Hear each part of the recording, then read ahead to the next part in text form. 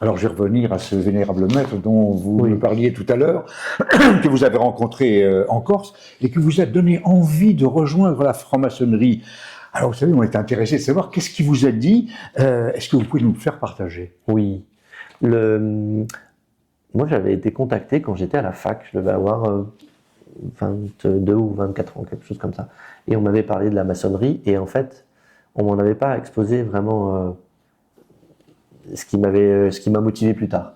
Je pensais que la maçonnerie, c'était une réunion de notables qui se refilaient des marchés publics. Vous voyez, c'était ça l'image que j'avais de la maçonnerie. Donc voilà. Un jour, j'étais au bureau d'un ami de papa. Moi, je ne connaissais aucun franc-maçon.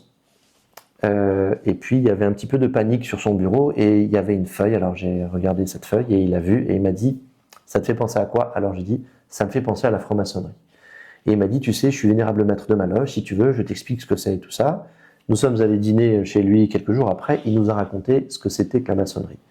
Cet espace-temps qui est incroyable, de liberté totale, où on va pouvoir échanger des idées, s'enrichir les uns les autres, pour peu, puisqu'il y a des conditions pour entrer en franc-maçonnerie, pour peu que l'on soit majeur, et pour peu que l'on n'ait pas appartenu à une idée qui nie l'égalité entre les êtres humains. Donc, si vous voulez rentrer en franc-maçonnerie, à partir du moment où vous êtes majeur et que vous avez dans l'idée que tous les êtres humains sont égaux et donc que vous n'avez pas appartenu à un mouvement qui prône la discrimination, la haine vers l'autre, quelle que soit la personne qui est l'autre, vous pouvez adhérer à la franc-maçonnerie. Ce qu'a mis beaucoup en avant, qui m'avait beaucoup séduit, c'est le travail sur soi avec les autres. Vous savez, moi, en fait, c'est un truc tout bête, moi j'aime les gens. Les gens, c'est comme un hobby, vous voyez. Moi, j'aime bien parler, ça se voit, je crois. Oui, oui, oui. J'aime bien qu'on me parle, qu'on m'explique des trucs que je connais pas, et comme ça, je progresse. Et en fait, ça m'a séduit dans ce qu'il m'a dit. Ah ben, écoutez, si vous aimez parler, pourquoi une femme ou un homme qui rentrerait à la Grande Loge Mixte de France, rentrerait-elle ou rentrerait-il à la Grande Loge Mixte de France plutôt que dans une autre obédience? Ou alors, est-ce que vous pouvez me donner envie de rentrer chez vous? Oui. La Grande Loge Mixte de France, elle appartient au paysage maçonnique français. Elle a plein de choses qui correspondent au paysage maçonnique français, et puis des petites choses qui l'en distinguent. Qu'est-ce qui l'en distingue? Elle travaille beaucoup de rites différents, donc un vrai éventail de manières de travailler. La Grande Loge Mixte de France a la mixité dans son ADN. La mixité, c'est pas la juxtaposition d'hommes et de femmes. La mixité, c'est la collaboration profonde et l'échange profond entre les hommes et les femmes. Moi, quand je vois une sœur, je vois pas une sœur, je vois une franc-maçonne. Et pour moi, que ce soit un frère ou une sœur, c'est pas un sujet en réalité. Donc la mixité, c'est quelque chose de très fort chez nous. On a une autre chose qui est assez forte à la Grande Loge Mixte de France, c'est la grande proximité entre les loges et entre l'obédience et les loges. Il y a une autre chose très forte à la Grande Loge Mixte de France, c'est la très grande liberté des loges à travailler comme elles l'entendent. On donne un cadre. Et à l'intérieur de ce cadre, les loges travaillent exactement comme elles l'entendent. On a même un article 27 du règlement général qui le consacre. Les loges se gouvernent librement. À partir du moment où elles restent dans le cadre qui leur est imparti, elles peuvent travailler exactement de la manière dont elles veulent travailler. Donc, chez nous, on peut travailler en totale égalité sur de très nombreuses manières et matériaux. Vous voulez travailler l'ésotérique ou la spiritualité, vous pouvez.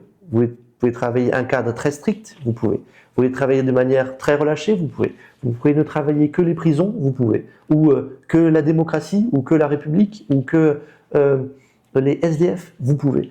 Et si vous voulez travailler un petit peu tout ça, vous pouvez. En fait, la Grande Loge Mixte de France, c'est une obédience de grande liberté. Alors, si j'habite Paris, si j'habite Bordeaux, si j'habite Marseille, Reims, Toulouse, est-ce que je vais trouver une loge pour rentrer à la Grande Loge Mixte de France? Alors, dans ces 5 villes, vous allez trouver des loges pour rentrer à la Grande Loge Mixte de France. Dans toute la France? Pas dans toute la France. Vous m'avez cité 5 grandes villes. Oui.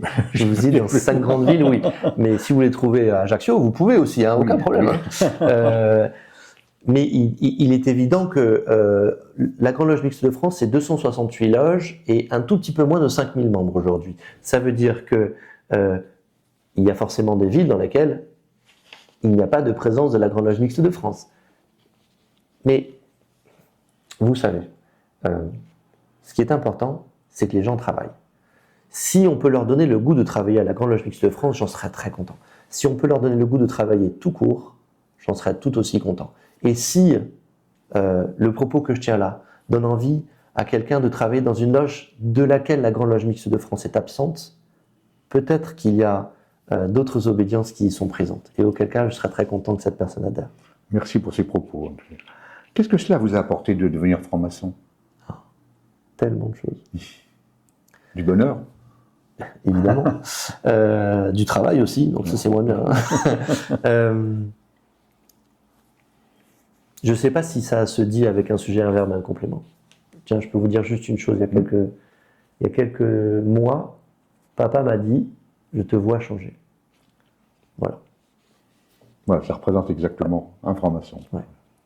Alors, moi, ce que je voudrais savoir, c'est une question un petit peu personnelle, si vous me le permettez, que je vais vous poser.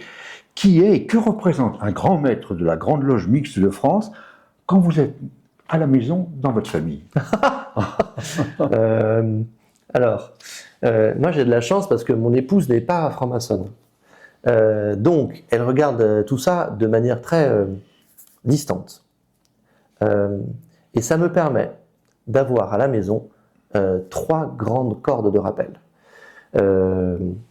Parce que quand je suis chez moi, je fais la vaisselle, j'étends le linge. En fait, je suis un type normal, quoi. J'essaie de faire le plus possible les devoirs avec ma fille et mon fils. Et voilà. Donc en fait, je suis un papa normal et un époux normal, avec un agenda un petit peu chargé. Un petit peu chargé pour les mois qui sont passés et les mois qui viennent. Oui. Mais un franc-maçon, c'est pas un être dématérialisé, vaporeux, loin, à Paris. Un franc-maçon, c'est quelqu'un de normal, qui a juste une appartenance à une institution qui l'aide à travailler sur lui.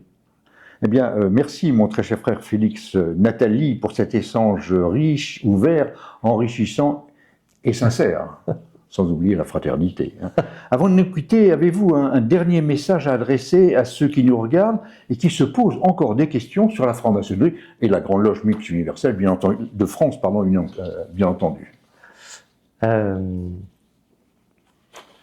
On a la chance de vivre dans un pays où nous pouvons pratiquer un très grand nombre de spiritualités différentes.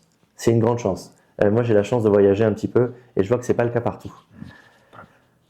La franc-maçonnerie, il faut réussir à lui ôter l'étiquette de gens qui ont gouverné notre pays pendant longtemps et qui le font encore. La Grande Loge Mixte de France et la maçonnerie, nous sommes là pour apporter des idées, véhiculer des valeurs dans la société et travailler sur nous-mêmes. Si vous avez envie d'adhérer à ces choses-là, vous serez le bienvenu à la Grande Loge Mixte de France et dans la franc-maçonnerie en particulier. Eh bien encore, merci grand maître, mon très cher frère Félix, pour votre temps. Pour ceux qui veulent en savoir plus, je vous invite à vous renseigner directement auprès de la Grande Loge Mixte de France et sur son site internet www.glmf.fr. À très bientôt.